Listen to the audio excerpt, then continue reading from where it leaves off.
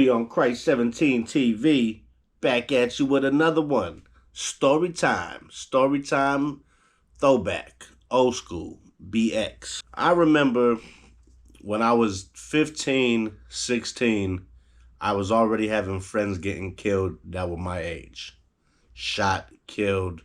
A lot of things went real crazy in the neighborhood of 213 and Bronxwood Avenue. A lot of murders, a lot of robberies, a lot of shootings, a lot of shit. You know it's bad when two of you gotta walk to the weed spot and one is on one side of the street, one is on the other, and one of you has the gun. Back then, you couldn't even go buy a bag of smoke without having to take a walk to 202 20th. Back then they had Torman store, the best weed probably in the whole uptown by far. 20s be like one blunt. The weed be damn near black. It'll be some yard weed from Jamaica, be fire as hell. But, you know, a lot of kids these days don't know what it is to live in such a environment that anytime you go to the store for your mother at 15 or 16, you can be shot or killed, or the police could take you to jail, put fucking drugs on you, do whatever. I remember I was walking to the store. I stopped talking to a friend. Somebody asked me for some drugs. I told him, man, get the fuck out of here. I ain't got nothing. Somebody ended up selling him some motherfucking drugs, and this motherfucker was an undercover, but dressed like a fucking bum. And they told the police that I told them to go right on the corner and go ask, which was a lie. I was going to the store for my mom. I told him, motherfucker, get out my fucking face, because he looked like a fucking funky ass bum. So, end up going to jail for a steering charge. Steering charge is when you direct a sale. So, somebody I knew out there, yeah, that was my boy.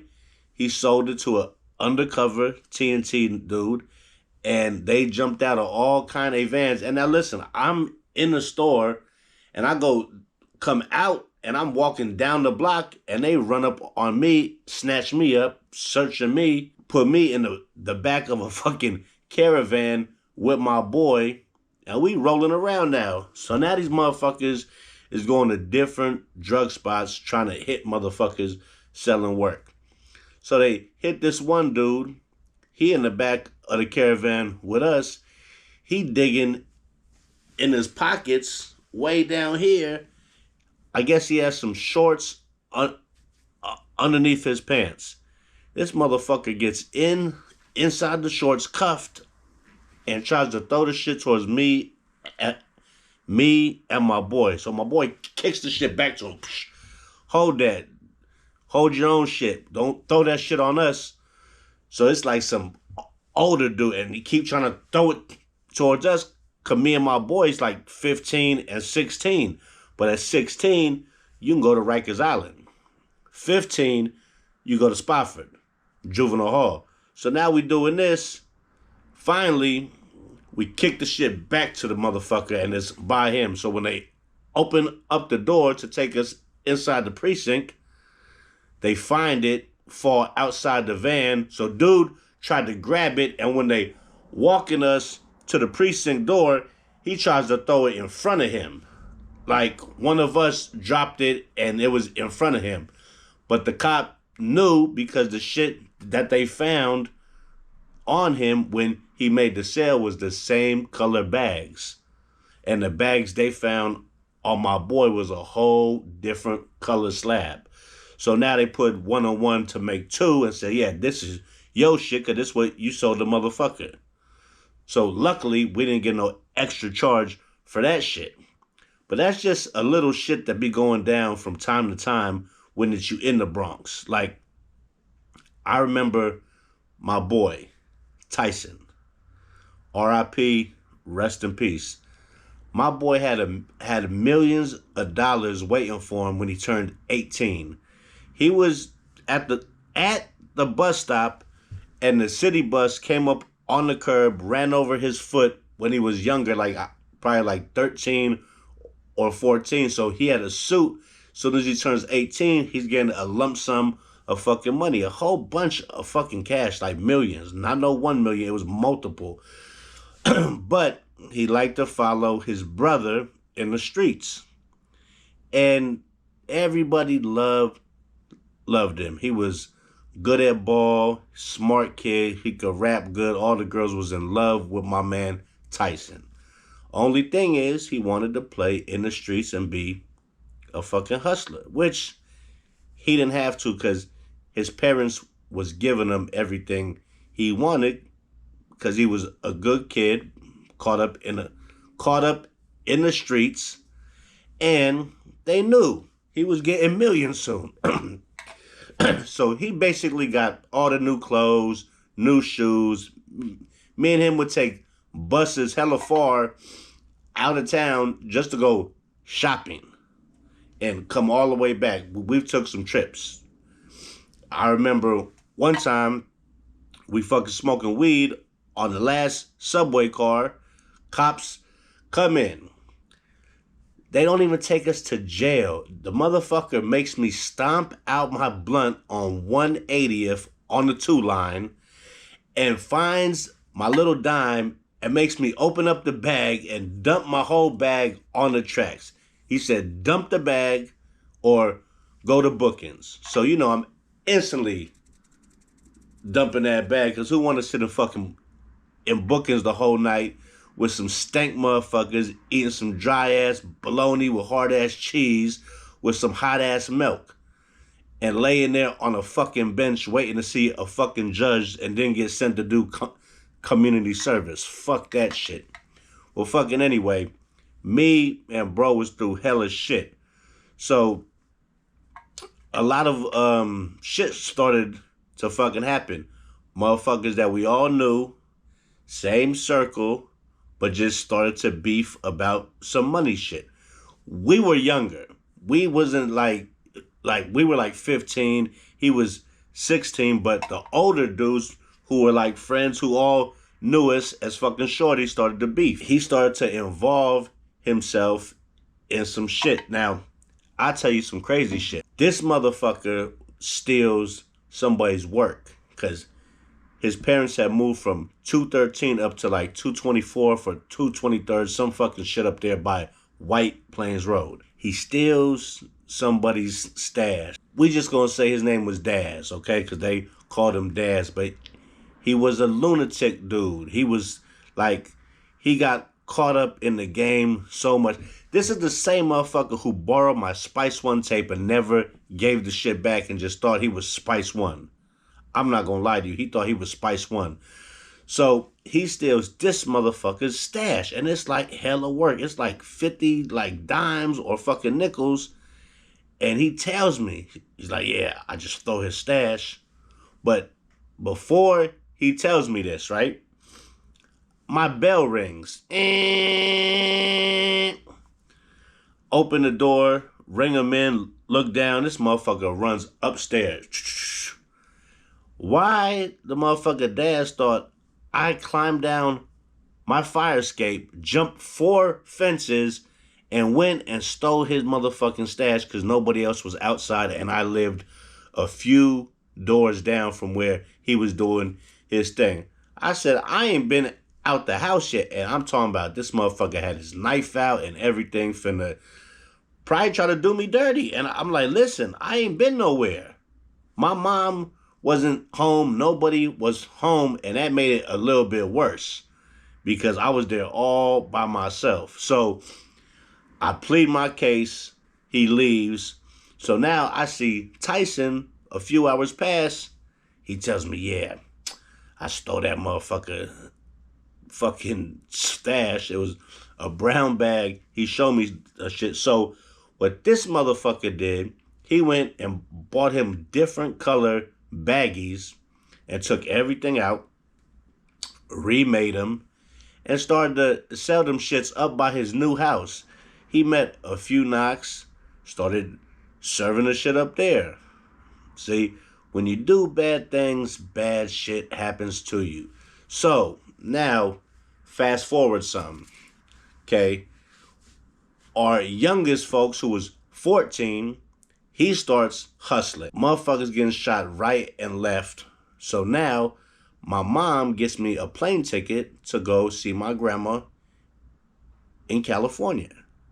So I leave at like 6 a.m. in a cab to the airport.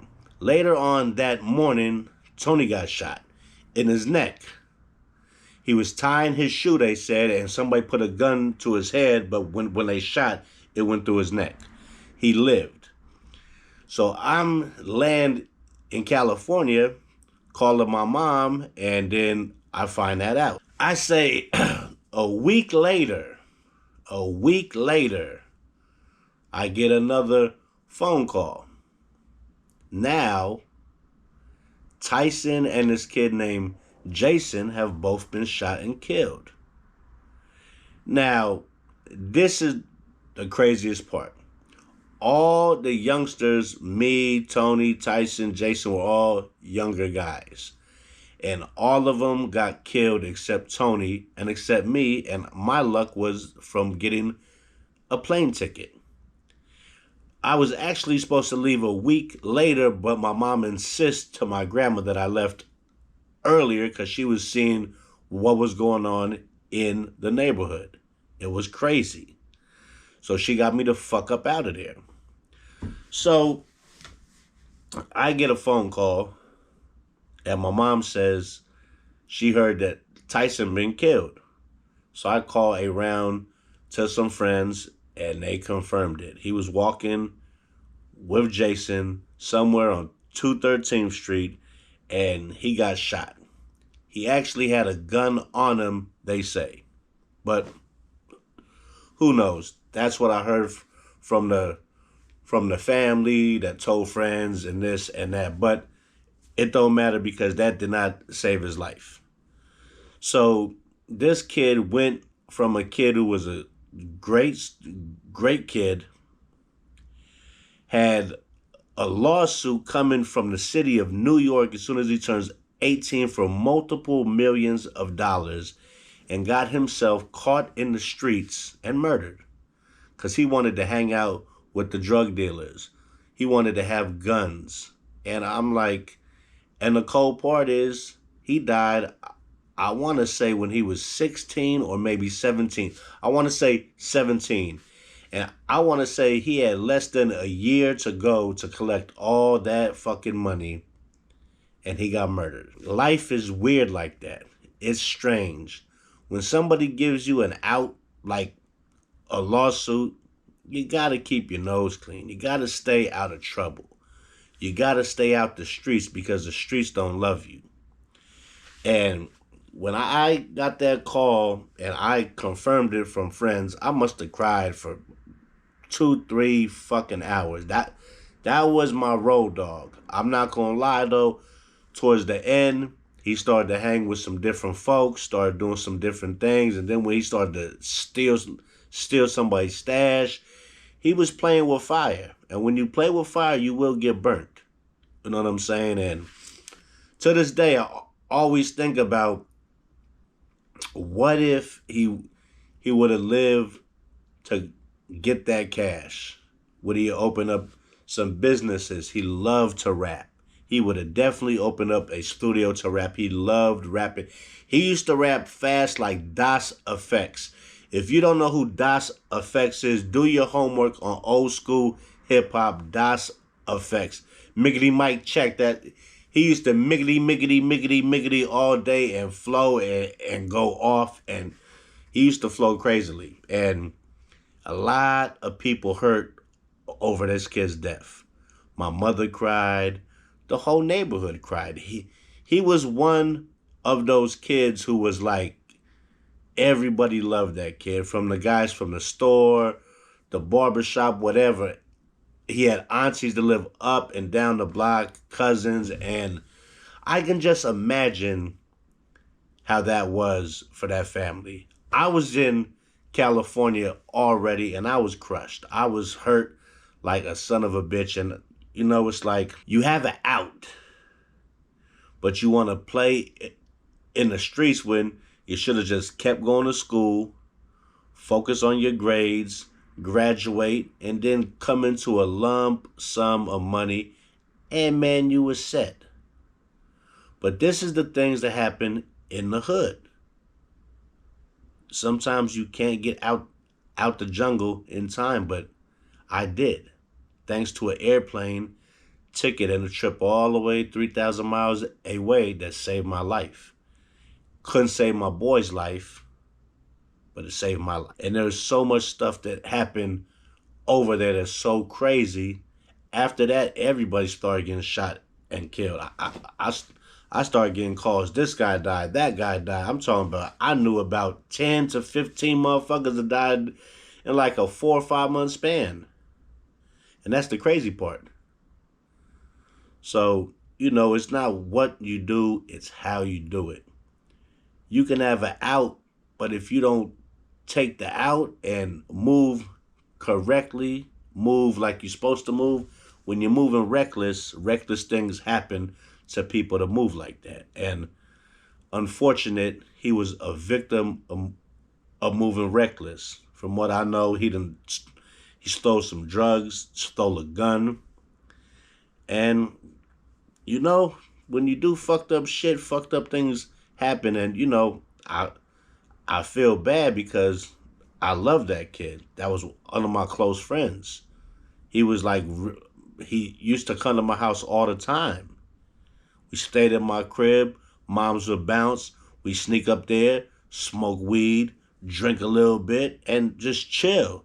Watch movies and fucking smoke weed and play games. Play Madden and all kind of shit like that. But the streets are undefeated, man. You can't beat the streets. If you stay in the streets your whole life, eventually the streets will win. Unfortunately, he lost. His family lost. And that money could not be claimed by anybody but him.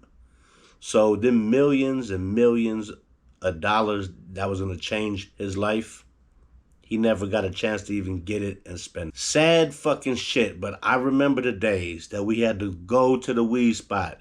Motherfuckers had to have something on them because we were afraid somebody was going to fucking kill us. Because that's how bad the fucking... 213 was hated by a lot of different hoods. Like, I'm not going to lie. I got different stories about me going and buying weed and getting jumped from another block because they didn't like the people who was on my block and they knew I lived there, hung out there. So when I went to a different weed spot, I got jumped. I got jumped. They fucking took my radio, everything. I'll never forget that. I'm gonna tell that story soon. Took my box. I got the box here in my ear. 2 of them come up. Boom, boom. The box drops. I'm fighting one, and the other guy take the box and run off. Crazy, crazy, crazy stories. But I got more. I just had to hit you with some story time because it's been a long time since I hit you with any old school throwback shit. Don't got my throwback hat on, but I got my New York Bronx hat on, so that's good enough for me. So kids, stay out the streets, man. Stay in school. Stay out of gangs. And just try to do the best you can because tomorrow is not promised. So live every day like it could be your last because it really could. Go to class. Find you something you're good at and go for it. Chase your dream because you're not going to find anything in the streets but a quick dollar, a quick death, and a long, long prison term. So with that being said, man, it's Christ 17 TV, and I will catch you on the flip side, player. Christ 17 TV. Like and subscribe.